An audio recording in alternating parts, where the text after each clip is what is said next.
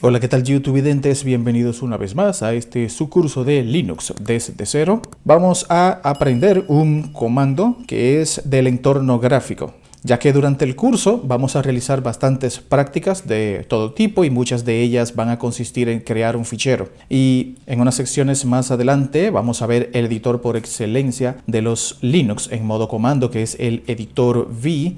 El editor V, que aparte de que lo veremos en un capítulo posterior, ya que ahora mismo es un poco complicado entrar en él a este nivel del curso, lo que vamos a hacer es utilizar un comando que se llama headit. Este comando que aparece, o que hace aparecer, mejor dicho, un editor de texto similar al Notepad de Windows. De manera que lo vamos a utilizar durante el curso solo como ayuda didáctica, es decir, como ayuda para realizar prácticas en el curso a la hora de crear ficheros.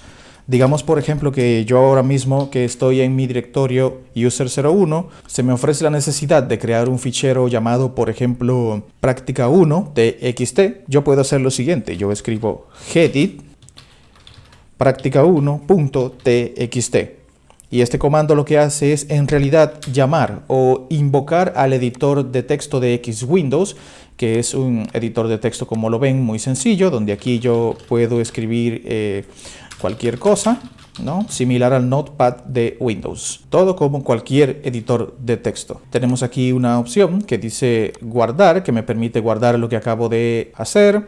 Tenemos otras opciones acá en el menú de guardar como, buscar, etc. Si se dan cuenta, es bastante similar al Notepad de Windows que ya debemos conocer. El editor headit lo estamos utilizando acá por temas didácticos, porque ya cuando estemos, digamos, trabajando en un servidor, no vamos a poder utilizar el editor headit, ya que headit pertenece al escritorio Xwindows de Linux. En ese caso sí vamos a tener que utilizar VI o otro editor similar, por ejemplo Nano, y bueno, más adelante vamos a ir conociendo los distintos editores que existen para Linux. Entonces ahora durante los primeros capítulos, durante estas primeras secciones, para los que no están acostumbrados a Linux, cada vez que vayamos a realizar alguna práctica y necesitemos crear un fichero con algunos datos, es preferible entonces utilizar este editor headit, que por ahora para aprender está bien, y ya cuando entremos a VI, ya entonces pues determinaremos cuál utilizar dependiendo del entorno en el que nos encontremos. Si yo cierro aquí entonces mi ventana y ahora escribo cat práctica1.txt, aquí vemos, como ya debemos conocer nuestro comando cat, lo que acabamos de colocar anteriormente en nuestro texto práctica 1. Del mismo modo, para volver a invocarlo de nuevo, podemos hacerlo colocando headit práctica1.txt. Le damos a Enter y aquí está entonces nuestro texto dentro de nuestro editor headit. Entonces voy a cerrar mi editor y voy a limpiar mi terminal. Y ahora vamos a ver un concepto bastante interesante, que es la diferencia entre comandos internos y comandos externos dentro del Linux. Como ya llevamos unos cuantos capítulos ejecutando comandos, haciendo determinadas operaciones y ejecutables a lo largo de este curso, entonces vamos a ver qué es lo que significa comandos internos y comandos externos. Pues un comando externo es todo aquel comando que tiene un binario, un ejecutable. Por ejemplo, digamos que si yo escribo acá, por ejemplo, el comando mkdir, como recordamos que esto es para crear directorios, o digamos que yo escribo, por ejemplo, ls, o digamos que yo coloco cd, pues estos comandos entran dentro de la categoría de lo que se les llama como binarios, como digamos ejecutables. Y luego hay una serie de comandos internos. ¿Y qué es un comando interno? Un comando interno es un comando que no tiene un ejecutable propiamente dicho, sino que está integrado, inmerso en la shell de Linux. Recuerdan que estuvimos viendo el tema de las shell. Voy a colocar algo aquí, aunque es un poco adelantado al tema donde lo vamos a desarrollar, pero si yo escribo, por ejemplo, aquí ps, puedo averiguar aquí que estoy trabajando con la shell de tipo bash. Y bueno, pues esta shell que yo utilizo para trabajar con Linux tiene su propio juego de comandos internos, es decir, no son comandos que yo me encuentre como ficheros. Por ejemplo, uno muy interesante que es el comando cd. Este comando, que es para cambiar de directorios, en realidad no es un ejecutable, es decir, en ningún sitio aparece el comando cd, sino que el comando cd se encuentra dentro de la shell bash. De hecho, por eso, dependiendo del tipo de shell, puedo o no puedo ejecutar determinados tipos de comandos.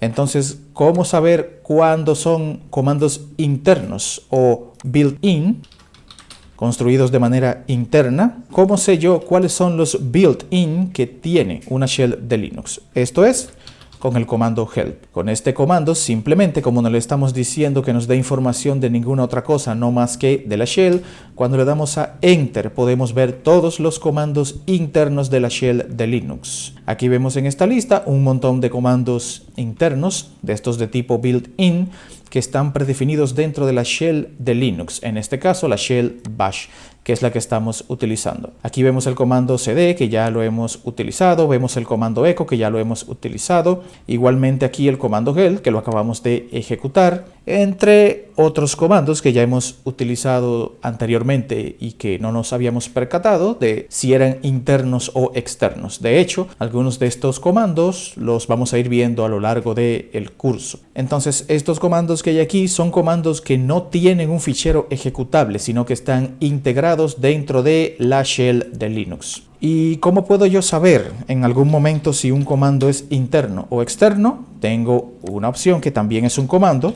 que es la opción type. Por ejemplo, si yo pongo type cd, estoy diciendo qué tipo de comando es cd. Cuando le doy a enter, ¿qué me dice Linux? Es una orden interna de shell. Por lo tanto, igualmente, si yo escribo type y coloco, por ejemplo, el comando mkdir de crear directorio, me dice aquí que es un ejecutable que se encuentra en /bin y se llama mkdir. Si le preguntamos, por ejemplo, qué tipo de comando es echo, me dice es un comando interno de Linux. Luego al final todos tienen el mismo manejo, pero es importante saber que los comandos internos son mucho más rápidos que los externos, entre otras cosas, porque están integrados dentro del propio shell de Linux.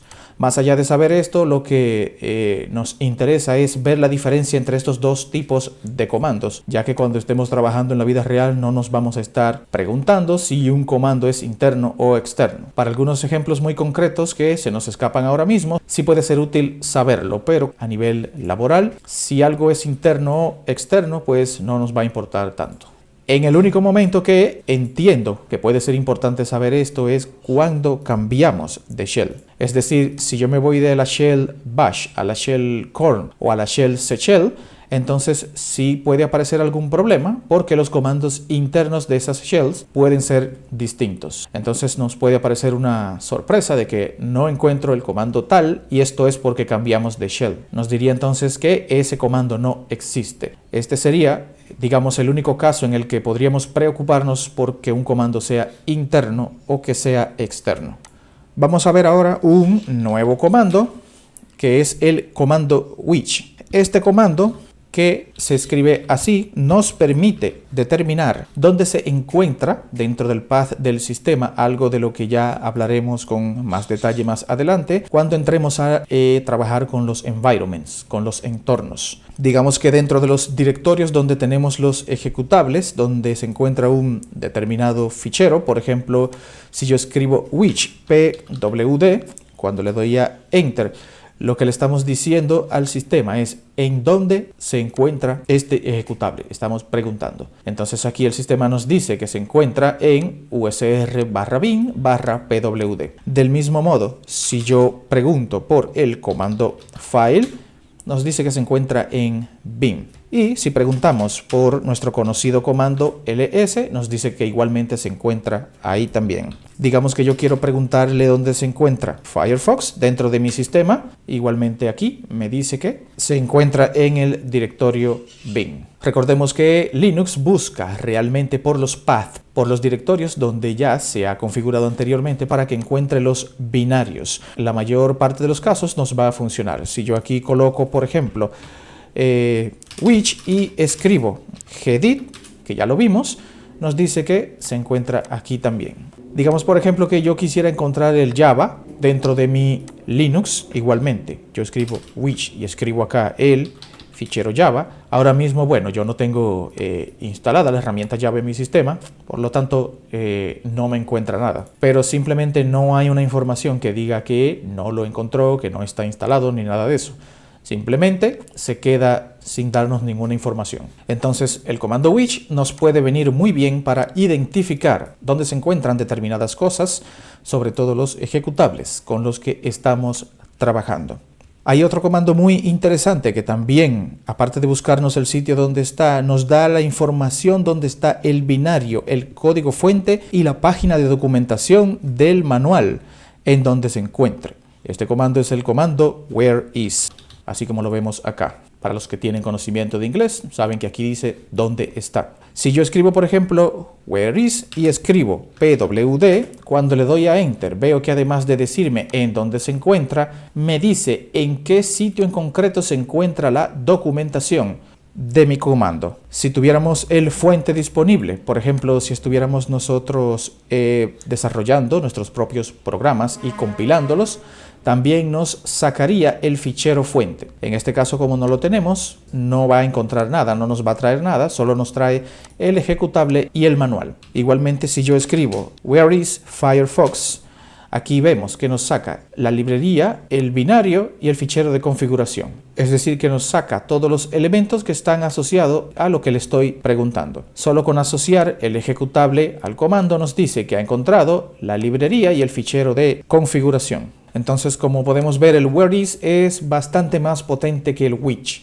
El which es más rápido porque solo busca ejecutables. Por eso, dependiendo de lo que quiera buscar, pues utilizaría uno u otro. Entonces, si aquí, por ejemplo, yo escribo where is y ahora, por ejemplo, quiero buscar mi herramienta Java, aquí ya puedo asegurarme entonces de que no tengo realmente ningún ejecutable. Me dice que tengo por aquí un componente, un fichero llamado Java, que tendríamos que averiguar primero su condición y funcionalidad, que en este momento pues no nos interesa, pero vemos acá entonces que nos trae, a diferencia del which, el path en donde se encuentra este elemento.